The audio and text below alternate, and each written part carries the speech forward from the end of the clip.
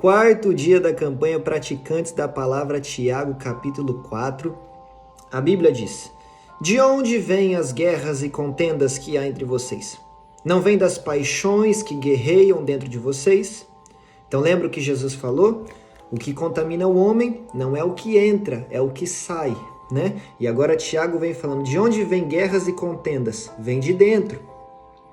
Vocês cobiçam coisas e não as têm. Matam e invejam, mas não conseguem obter o que desejam. Vocês vivem a lutar e a fazer guerras. Não têm porque não pedem. Quando pedem, não recebem, pois pedem por motivos errados, para gastarem seus prazeres. Então Tiago está falando, tem coisa que você não tem porque você não pede. E tem coisa que você pede, mas não recebe porque está pedindo errado. Então Tiago, estou com uma espinha enorme aqui. Então Tiago, ele aponta dois erros aqui. O primeiro erro é não pedir. O nosso pai é um pai de amor. O nosso pai é um bom pai. Ele é um pai galardoador. Jesus disse que Deus, Pai, sabe tudo que nós precisamos e tudo que nós vamos pedir antes mesmo de falarmos. Então ele conhece as suas necessidades, ele conhece os seus sonhos, ele conhece os seus desejos. Provérbios 10 diz que Deus tem prazer em realizar os sonhos dos justos. Então volte a sonhar, volte a acreditar, porque Deus pode fazer. Volte a orar, porque Deus ainda responde oração, faz milagre, abala a terra e o seu nome é glorificado. Porém, peça alinhado com a palavra de Deus, porque o primeiro erro é não pedir, o segundo erro é pedir errado. Eu quero citar dois exemplos aqui para você, que está lá em Marcos capítulo 10, versículo 35.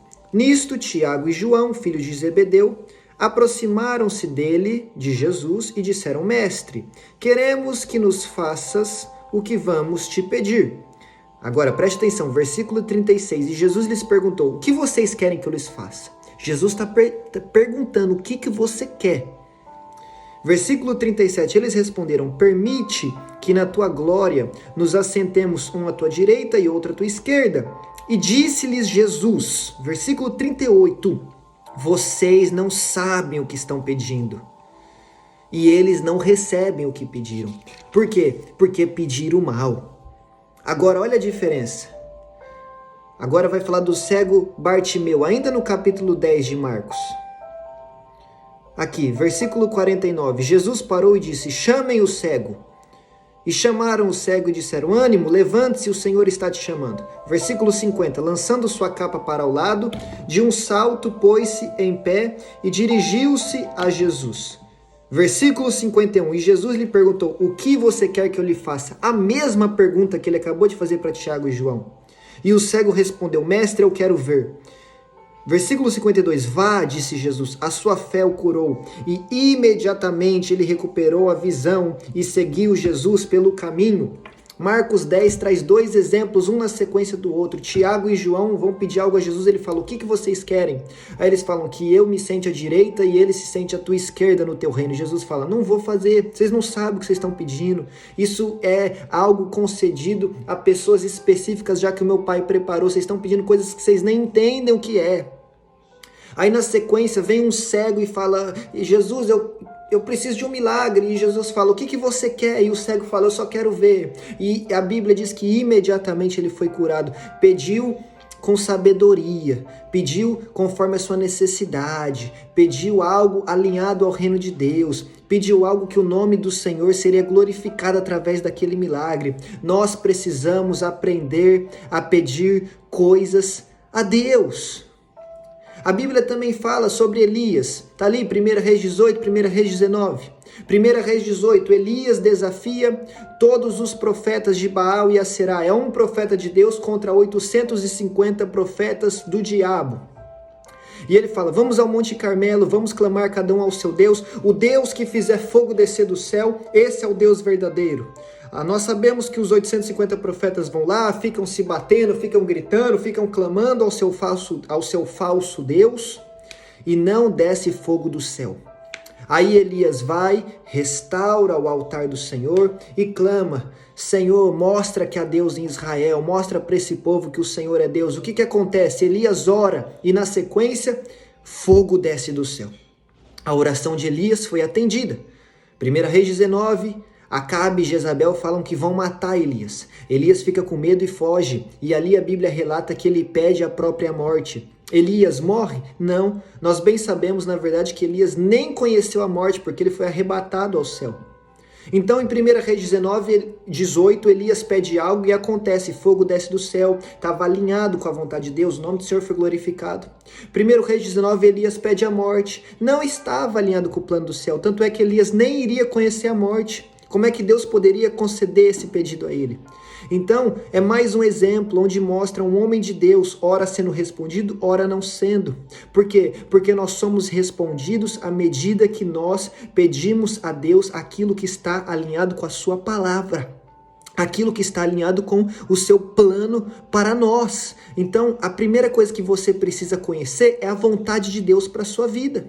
É o que Deus tem reservado para você. E então você passa a orar em conformidade a isso. E aí sim, você verá o que Deus pode fazer na sua vida. Pode ser de um dia para o outro, pode não ser de um dia para o outro, mas a verdade é que vai acontecer. Aí é questão se você vai ter fé ou não para ficar firme ali naquela palavra, orando em cima daquilo. Mas vai acontecer. Agora você precisa orar alinhado com o céu. Amém? Versículo 4. Adúlteros, vocês não sabem que a amizade com o mundo é inimizade com Deus? Quem quer ser amigo do mundo, faz-se inimigo de Deus. Então, uma coisa muito simples aqui que o Tiago está nos ensinando. Ou nós somos amigos de Deus, ou nós somos amigos do mundo. De alguém a gente vai ser inimigo. Não tem como ser amigo dos dois. O mundo e Deus não andam juntos. Ou nós somos amigo de Deus e inimigo do mundo, ou nós somos amigo do mundo e inimigo de Deus. E a escolha é de cada um de nós. Então, escolha ser amigo de Deus, escolha ser inimigo do mundo. Como Paulo disse, eu estou crucificado para o mundo e o mundo está crucificado para mim. Certo? Andemos na contramão do mundo, em direção ao céu. Versículo 7. Portanto, submetam-se a Deus. Resistam ao diabo e ele fugirá de vocês. É o que Jesus disse.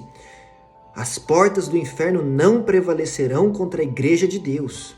Versículo 8. Aproximem-se de Deus e ele se aproximará de vocês. Olha que coisa poderosa. À medida que nós tomamos a decisão de se aproximar de Deus, ele então se aproxima de nós. Glória a Deus, e não há nada mais valioso do que ser amigo de Deus, e não há nada mais valioso do que se aproximar de Deus, e não há nada mais valioso do que ser íntimo do Senhor. Aleluia, glória a Deus, o nosso maior tesouro é o Senhor. Davi disse em um salmo, tu és o meu quinhão, Senhor. Quinhão é a herança dos herdeiros, é o despojo dos soldados depois de vencer uma guerra, ou seja, quinhão é o que há de mais precioso, é o que mais valioso. E Davi estava numa caverna nesse momento, fugindo de Saul, e ele fala, tu és o meu quinhão, tu és o meu tesouro, tu és aquilo que eu tenho de mais valioso, Senhor. Aleluia, Deus precisa ser o nosso quinhão, o nosso tesouro, e para isso nós precisamos nos aproximar dele, e ele vai se aproximar de nós, e nós vamos nos submeter a ele, nós vamos resistir ao diabo, o diabo vai fugir de nós porque ele é um derrotado, e o nome de Deus será glorificado na nossa história. Amém. Aí ele continua dizendo, Tiago, no capítulo 4, no versículo 8, pecadores, limpem as mãos, e vocês que têm a mão dividida, purifiquem o coração. Quem subirá ao monte do Senhor? Salmos 24, os de mãos limpas e coração puro. E Tiago está falando, limpa as mãos, purifica o coração, para quê? Para subir no monte do Senhor, para se encontrar com o Rei da Glória. Gente, a Bíblia está inteira conectada. Versículo 9, entristeçam-se, lamentem e chorem, troquem o riso por lamento e a alegria por tristeza, humilhem-se diante do Senhor e ele os exaltará. Tiago está querendo que a gente seja triste? Não, Tiago está falando isso em relação ao pecado. Olha o contexto, pecadores, limpem as mãos, purifiquem o coração, chorem, lamentem, por quê? Pelo seu pecado, pela sua impureza, se humilha na presença de Deus, para que então ele os exalte, para que então ele os limpe, os purifique com o seu sangue precioso. É isso que Tiago está falando. Nós precisamos nos humilhar na presença de Deus, pedindo perdão pelos nossos pecados.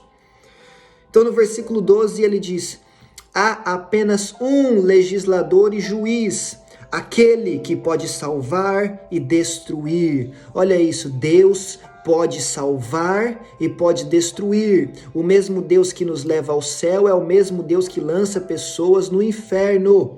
Jesus disse em Lucas capítulo 12, versículo 4, não temam ao homem. O homem mata o seu corpo, pode matar o seu corpo, mas depois não pode fazer nada com a sua alma. Eu, porém, vos dizer a quem vocês devem temer. Temam a Deus, que depois de matar o corpo tem o poder de jogar a alma no inferno. Jesus disse isso. E aqui a Bíblia está dizendo, há um só legislador e juiz, que é Deus. É Ele quem faz a lei e é Ele quem julga. Aquele que pode salvar e destruir. O mesmo Deus que pode te levar ao céu é o mesmo Deus que pode te lançar no inferno. O mesmo Deus que pode abrir uma porta para você é o mesmo Deus que fecha. O mesmo Deus que cura uma doença incurável é o mesmo Deus que pode não curar. Então nós precisamos entender que Deus é mais do que a gente pensa. Ele está além dessa caixinha que a religiosidade criou. Amém? Conheça Deus. Tem gente que só quer ver o lado paz e amor de Deus. Ele é isso também, mas conheça Ele. Eu falei disso aqui na série do Evangelho de Lucas. Gente, conheça Deus verdadeiramente. Conheça Deus. Sabe, é importante nós conhecermos a Deus. Deixa eu ler um versículo aqui para vocês, que está ali em 1 Samuel. Deixa eu ver se eu acho aqui rápido. 1 Samuel. Me ajuda, Senhor. 1 Samuel, capítulo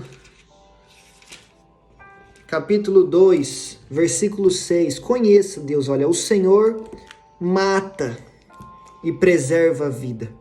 Faz descer a sepultura e dela faz subir. Ou seja, mata e dá a vida, ressuscita pessoas, mas também não ressuscita. O Senhor é quem dá pobreza e riqueza. Ele humilha e exalta. Levanta do pó o necessitado e do monte de cinzas ergue o pobre. Ele os faz sentar-se com príncipes e lhes dá lugar de honra. Então o Senhor mata, o Senhor dá vida, o Senhor restaura, o Senhor exalta, o Senhor abate. Deuteronômio capítulo 32, versículo 39. Vejam agora que eu sou o único, eu mesmo. Não há Deus além de mim. Faço morrer e faço viver. Feri e curarei. E ninguém é capaz de livrar da minha mão. Então conheça Deus. O Deus que dá vida é o Deus que tira a vida. O Deus que leva para o céu é o Deus que leva para o inferno. Então, conheça Deus verdadeiramente. Seja amigo desse Deus e não inimigo. Porque Ele é legislador e juiz e um dia Ele vai nos julgar. Amém?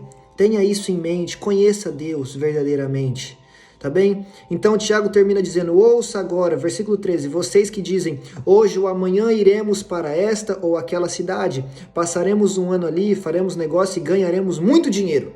Versículo 14, vocês nem sabem o que lhes acontecerá amanhã. O que é a vida de vocês? Vocês são como neblina, que aparece por um pouco de tempo e depois se dissipa.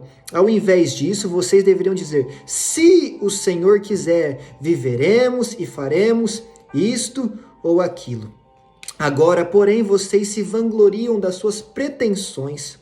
Toda vanglória como esta é maligna. Pensem nisto, pois quem sabe o que deve fazer o bem e não faz, comete pecado. Então ele termina dizendo, se você sabe o bem que você deve fazer e não faz, você está em pecado. Amém? Então se você sabe que você deve fazer algo de bom para Deus, para alguém, para o próximo, e você não faz, isso é pecado. Faça o bem. Amém? Mas antes ele diz, olha, tenha em mente que você não conhece o seu amanhã. Então diga, se Deus quiser, eu farei isso ou aquilo. Tiago está falando para a gente não ter planos? Não. Nós precisamos ter planos, nós precisamos ter metas, nós precisamos ter objetivos, nós precisamos ter organização na nossa vida. Porém, Tiago está falando, o dia de amanhã só pertence a Deus.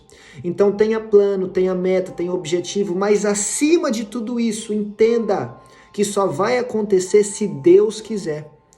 Você só vai estar aqui nesse mundo vivo, com saúde, para procurar isso, se Deus quiser.